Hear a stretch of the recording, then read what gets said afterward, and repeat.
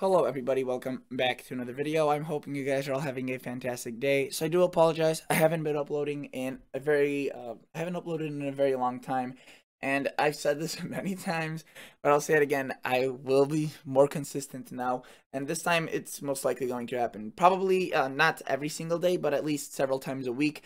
And I've kind of fully recovered from school, it all ended well, right? The garden is now mostly planted, have much more time, and at this time of the year I just like picking up the YouTube channel again. So yeah, it will be more constant for sure.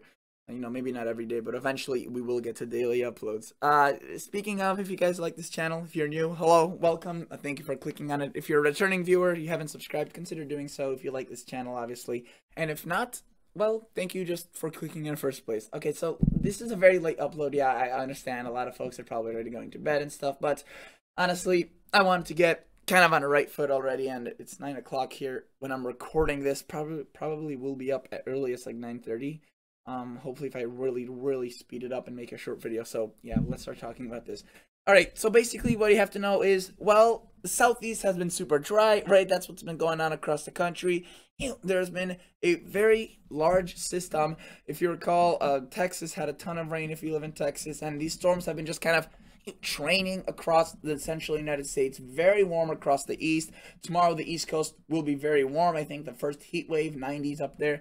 The Chicago area, you know, the Midwest, I know from my perspective, even here in Chicago, it's been very warm as well, very dry, but it has been wetter towards the mountains and towards the northwest, so that's good news for those that need the rain. However, a pattern change is coming. We'll be seeing a cold front pass through midweek across the United States, and behind that, we will have several, if not multiple systems, which is kind of the same thing, traveling behind that cold front, and that will be delivering quite a bit of rain across locations that have been dry.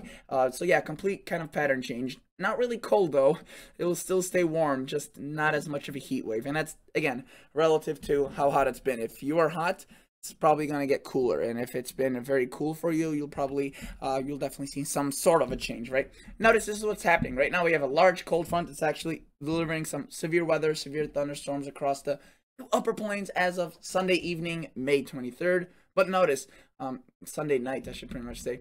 Notice that this kind of disrupts itself from the actual cold front, leads out further. This cold front continues going to the south and east. So at this point, the system is pretty well disconnected from it. And then notice, right, that by Tuesday, look at this thing. This thing's very spinning. I mean, I guess you could call that kind of connected, but basically, it's a way out of control low pressure. And look, by Tuesday, right, Wednesday, we see rain spill into the Ohio Valley, southern US, up along the northeast coast. Look at that. Cold temperatures up here, even some snow. Obviously, no really big snow for the United States or even southern Canada. Maybe up here across Quebec.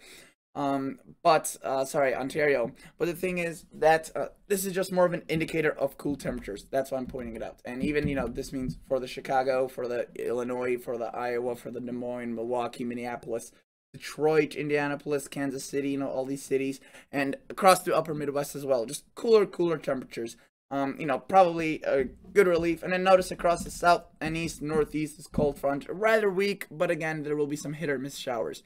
Notice what we do see, and this is where the pattern change occurs. We see a northwest flow, kind of more of a zonal flow, but not quite. But you see, we see a low pressure come onto the Pacific coast, obviously drop some moisture there. But look what happens. It moves onto the plains and delivers quite a bit of precipitation into Iowa, Nebraska, South Dakota, and this is by Thursday. So just a few days out, all of this is happening, relatively quickly.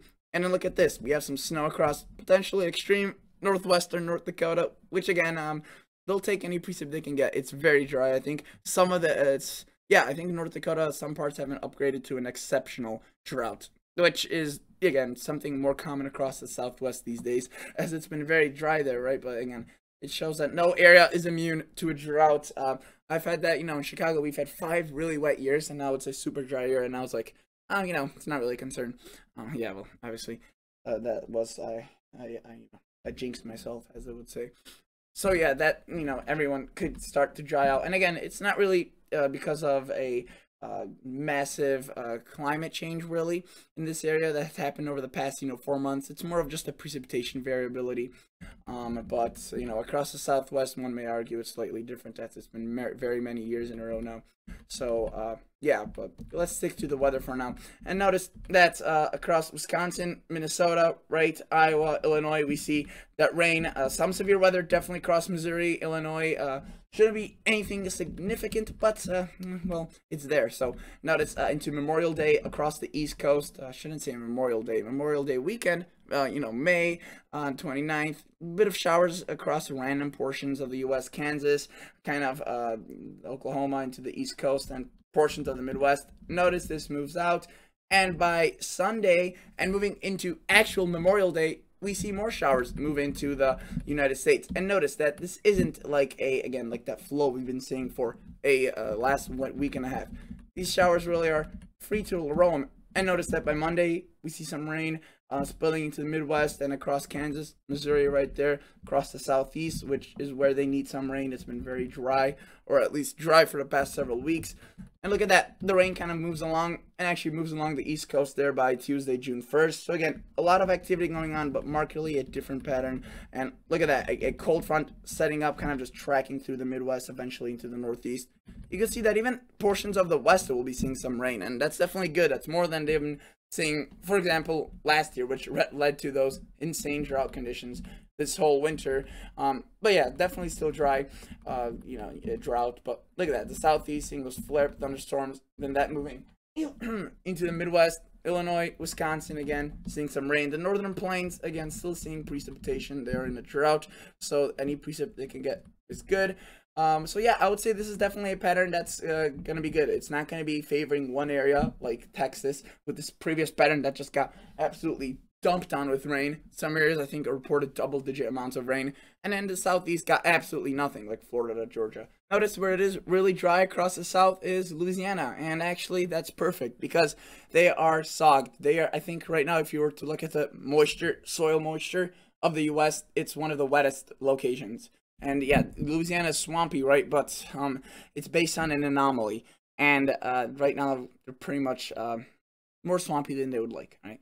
For those wondering. But notice, right there, Texas, right, where the drought is, still some precip. Obviously, some more would be very, very nice here, but it's still enough there to kind of keep things going. There's been worse, and hopefully, especially towards August and July, really, where the monsoon kind of starts more, and the Eastern Pacific with the hurricanes maybe could bring some moisture in. That would be nice. But notice Northwest, decent amounts, right? The Midwest, also decent amounts. And North, I mean, just a widespread, obviously favoring kind of the Central Eastern portion of the country, but you could see that area is massive.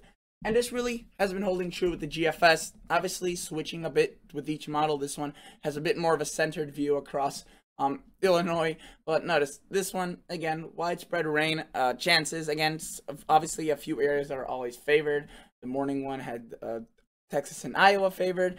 This one you could see last model from last night showed similar thing to what today's is showing. And then you can see just the widespread kind of pattern compared to what we've been seeing.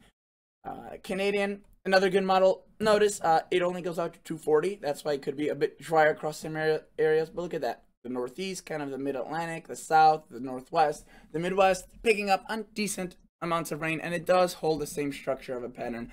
Notice it goes from this north to south flow, or south to north flow into this more of a zonal pattern. There's our cold front, disrupts it all. There's our system. You can see Friday, and it moves across into the Northeast across the Memorial Day weekend. Sunday, we see some thunderstorms across now flaring up across the upper kind of plains into also the Mid-Atlantic. But again, the pattern is different. It's more of these flipper-like systems, right, that are just kind of bringing this constant moisture. Notice the Canadian actually advertises some showers, maybe some monsoon-type weather into the later portion of the forecast. The high-res models, again, they're just kind of for the next 24, 84 hours. So the areas that are favored with the heaviest rain, let's go to the previous model that is fully loaded, are obviously kind of the northern plains where that system is, and a few flare-ups, but you can see they're kind of random. So if you get under one of them and you need rain, I guess you're lucky. And if you don't need rain and you get under them, I guess you're unlucky. I want to show you now the European model before we wrap things up quickly. And you can see that the European model also advertises for a different pattern. And let me show you. So again, right now we have that system bringing in, much needed rain across the northern plains.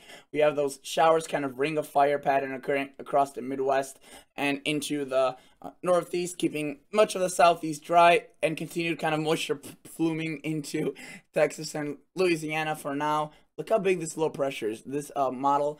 This website shows us how big this is. Tropical Tidbits, the previous website, kind of cut it off right here, like the graph. But notice this one. I mean, it's a massive system.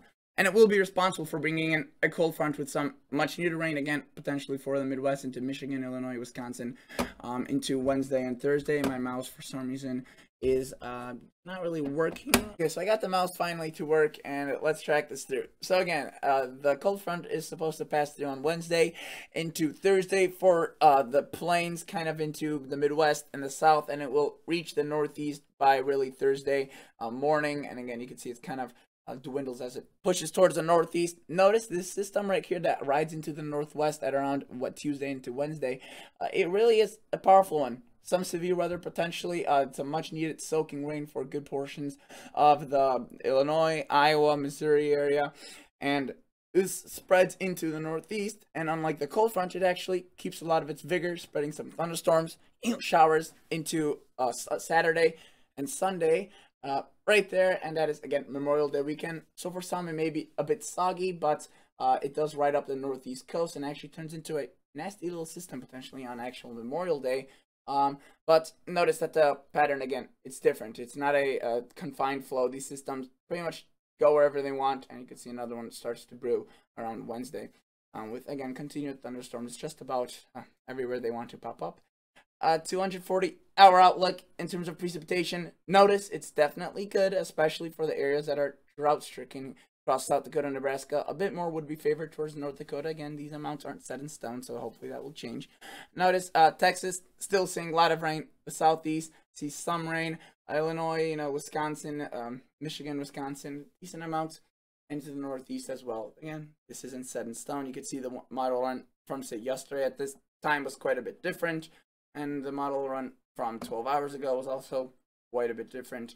But yeah, definitely an active pattern. A bit drier probably towards the south and east, and maybe the southwest and extreme northeast. But generally, good amounts for kind of the rest of the United States. Okay, and I just quickly wanted to look at the 8 to 14-day outlook, which is from the 31st of May to the 6th of June. You could see above average towards the north, a bit below average towards the south. So really, again, a warm trend, except maybe if you're living in the south. Precipitation wise, really nothing too confident that they're on.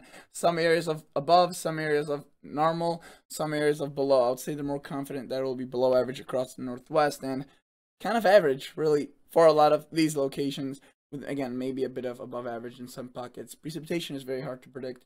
This is a bit less, so from the 29th through the June 2nd time frame, notice a bit warmer, more than chillier. Look at that, surprising across the Southwest, potentially below average. Look at that, the Northwest really turns below average, and then a lot of these locations remain rather wet, and then, they have a bit of dry in there as well, but that's probably a bit trivial and hard to predict. So yeah, thank you so much for watching, guys. That is basically it for today's video, and I'll catch you all guys on the next episode. See ya. Bye.